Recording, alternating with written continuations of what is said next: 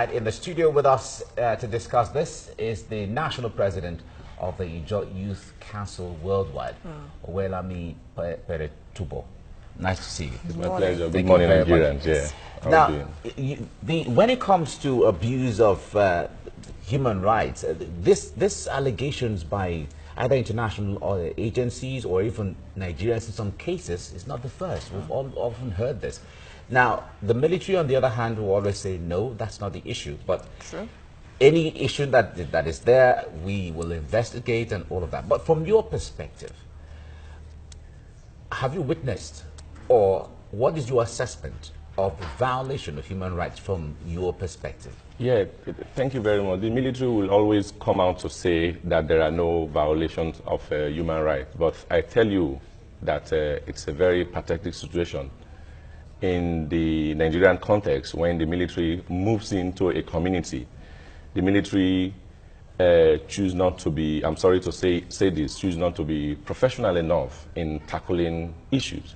Of course, you will agree with me that the military, I've said it severally, and I'm going to say it this morning again, the military option is the last option in every operation. But in Nigeria today, military is the first option now. Whatever that happens anywhere in Nigeria today, the security agency that moves in first is the military, and that is unconstitutional.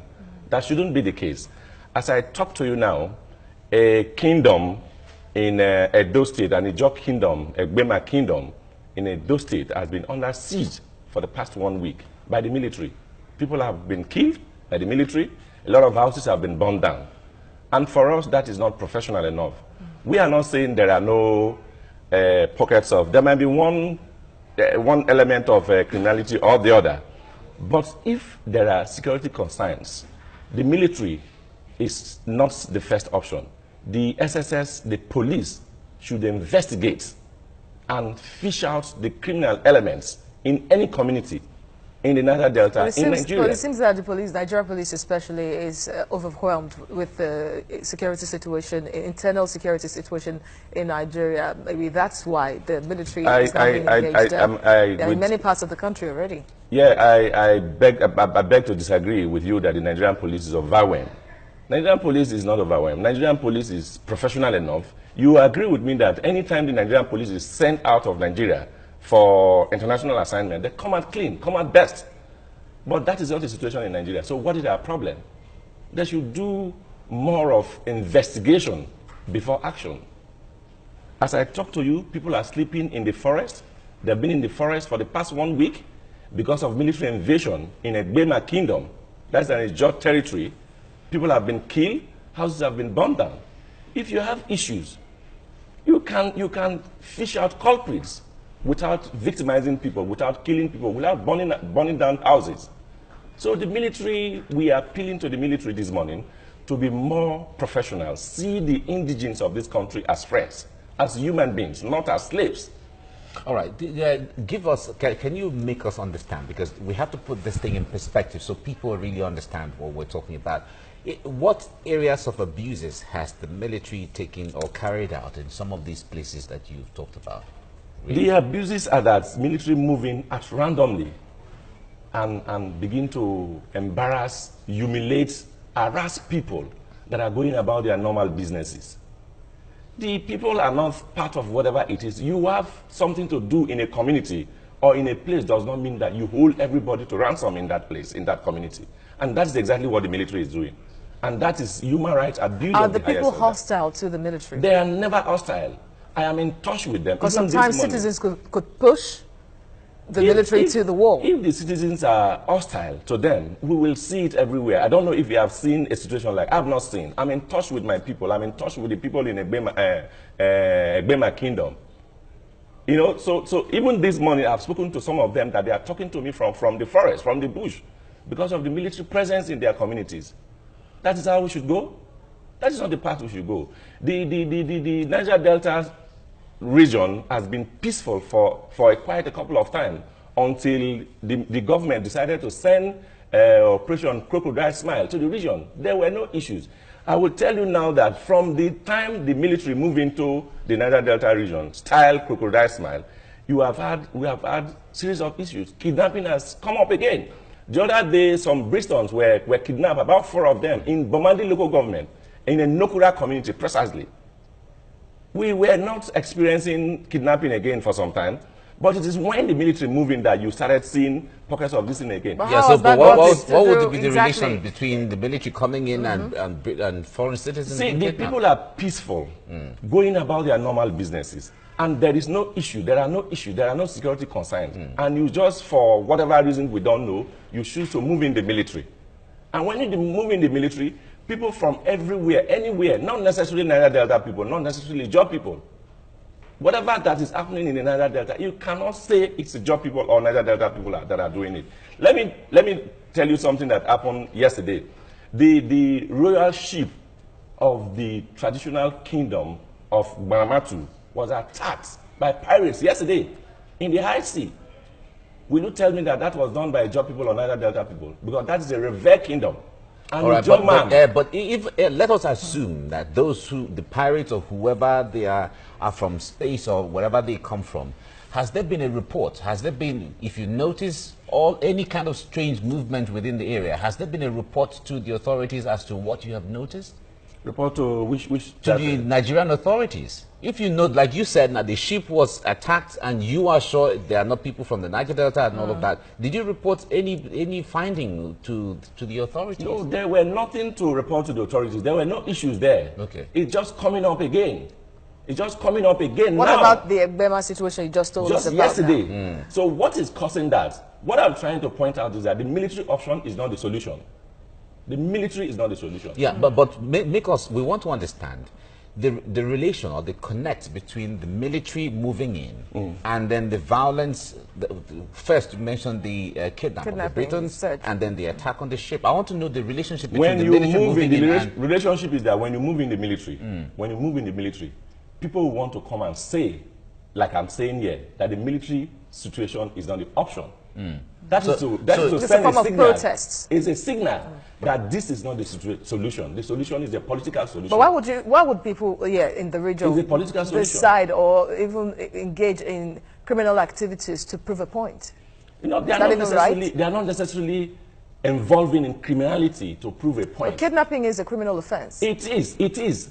But the military invading the Ijaw community is also criminal. Deployed by the government. Deployed by the government to do what? What is the situation? What is happening in the Niger Delta that the government has to deploy the military?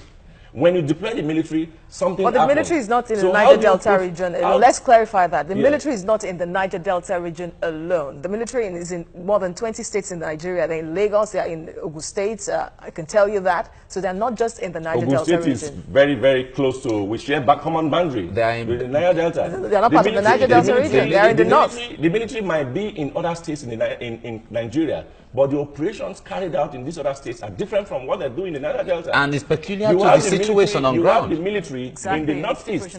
You have the military in the northeast. Exactly. But the operations are not exactly the same way in the Niger Delta. So are we being treated as enemies here in our own country? Are we treated as aliens? Despite the fact that we lay the golden egg, and what we get is a backstabbing. All right. Now, what I'm getting from what you're saying, there seems to be some kind of hostility, natural hostility between people on ground and the military anytime they come in. Because the issue there is we've not been able to get the connect between the kidnapping of the Britons, linking it to the military coming as in invading the Niger Delta, like you said. We've not really seen the connect between that. If the military invades the Niger Delta and you are not happy, the way to protest is not to kidnap anybody or to attack any ship. I'm not saying there are kidnappings because of the military movement. That's not what I'm saying. I'm trying to say that you look at the situation before the movement of the military.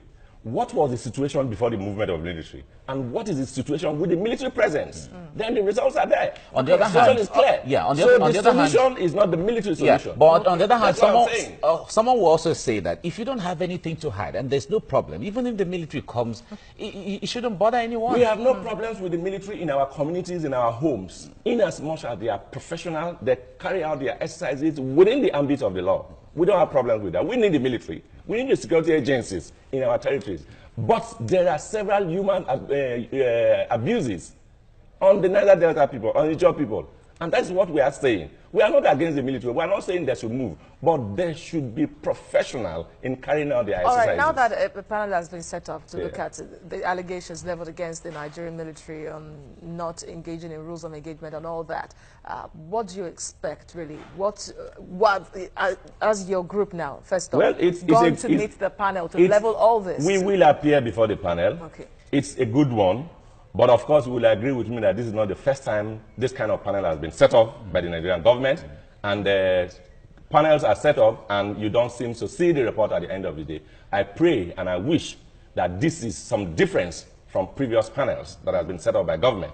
We are going to appear, we are going to make our case before this panel that has been set up by the Vice President of the Federal Republic of Nigeria. So we'll make our case before the government. All right. Besides this, the military itself has the Human Rights Desk that has been established under the Chief of Army Staff, BURATAI, and any report at all, they are ready to attend to it.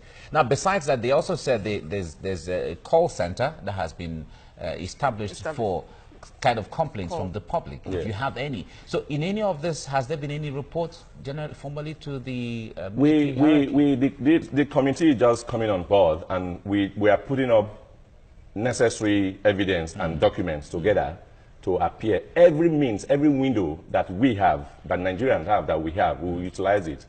Because we want to make sure that there is peace in the Niger Delta. What is key here is that I want Nigerians, I want the world to compare the situation we had about a year ago without the military operation, Crocodile Smile operations, and the situation we have now with the presence of the military is worse now.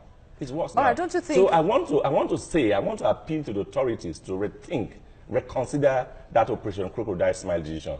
It's not the best way to go about it. Of course, many have said that, yes, like you said earlier, too, the military option is not the best, especially for internal security. But then, looking at the peculiar situation of the Niger Delta in the south, and the military presence, from what you've said and from what we've heard, don't you think that it could be that some members of the region are whipping up sentiments to play the victim card, to make them say again that they are being persecuted, they are being targeted by the military unnecessarily? No, I don't think that is the situation. The Niger Delta people are modest, peace-loving people. Niger Delta people, Ijaw people in particular, we don't want to whip up sentiments to get attention from anywhere. The situation that we have in the Niger Delta in Ijaw territory is real.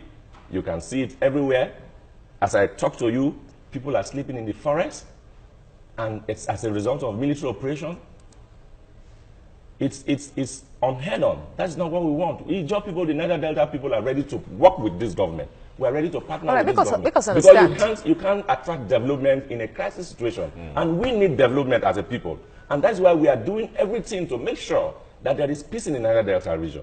And that's our responsibility. But make us understand why the military has invaded Egbema community, like you said earlier. What exactly is the military doing there? Because you said they've burnt houses and they've done all that, and one would wonder why the military would do all that if there is no smoke without fire. If people did not in any way, somehow, you understand what I mean? The military hasn't come out clear to tell us what is their reason for invading and burning down houses and killing and maiming people in Egbema community. They have not told us anything. But even if there are issues, the question is, even if there are issues, is that the approach? Is that the way to go about it?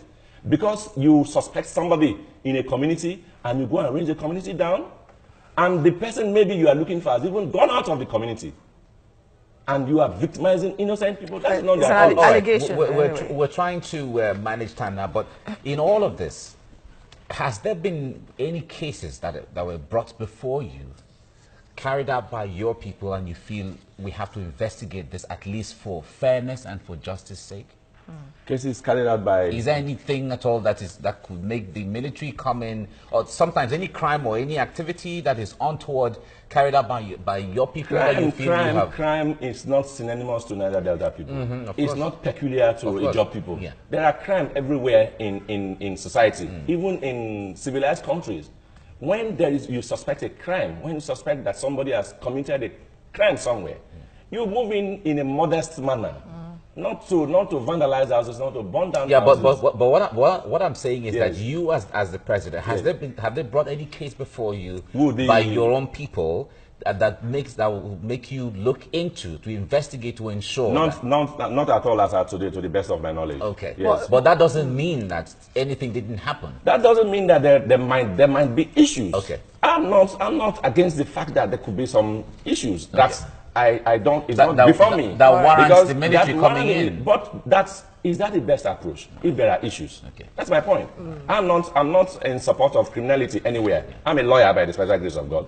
So if there are issues, there's a modus operandum in carrying out the operations. Rules of engagement. Rules of engagement. That's what I'm saying. I'm not trying to cover up anybody that is involved in criminal activities. And like many would say, that never use force on armless civilians. Exactly. Thank you very much for your analysis at this time. Pertibo Wilaimi, you're the National President of Ijaw Youth Council Worldwide. Thank you for coming to this. It's my pleasure. Thank you very much for coming. Thank you very much. Yeah.